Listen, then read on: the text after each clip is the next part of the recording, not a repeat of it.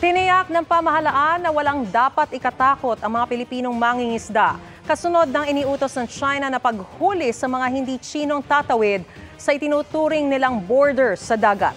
Nakatutok si Joseph Morong. Dati naman na lumalabas na para na pong magnanakaw ang ating mga mangingisda sa lugar na yan. Ang matagal nang hinaing na yan ng mga Pilipinong mangingisda sa Baho de Masinloc o Panatag Shoal na nasa Exclusive Economic Zone o EEZ ng Pilipinas, madadagdagan pa ng pangamba. Kasunod yan ng direktiba ng China sa kanilang Coast Guard na manghuli ng mga hindi Chino mangingisda sa kanilang umanong karagatan simula June 15. Inanunsyo yan kasabay ng isang civilian mission sa West Philippine Sea noong nakaraang linggo. Hanggang 2 buwang kulong ay papataw sa mahuhuli kahit walang paglilitis. Hindi nila dapat gawin po yan sapagkat kami po ay alam naman po namin yung ating batas.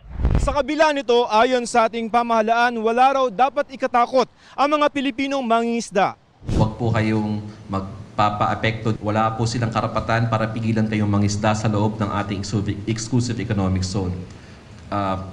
Ituloy lang po ninyo yung pangingisda sa West Philippine Sea. Nasa likod nyo po ang batas at nasa likod nyo ang pamahalaan. Wala pong karapatan ang Chinese Coast Guard na mag-aresto, magtitini. Ipinawalang bisa na raw ng 2016 Arbitral Award ang 9-Dash Line at ang historical claim ng China sa South China Sea at West Philippine Sea. It is provocative and escalatory at hindi po tayo magpapa-intimidate sa kanila. Dadagdagan ang Pilipinas sa mga assets nito sa West Philippine Sea. Ang instruction ni Admiral Gavan is to always to prepare the personnel and the vessels. Kung merong need at merong instruction from the National Task Force on the West Philippine Sea to escort, nakahanda po ang Philippine Coast Guard.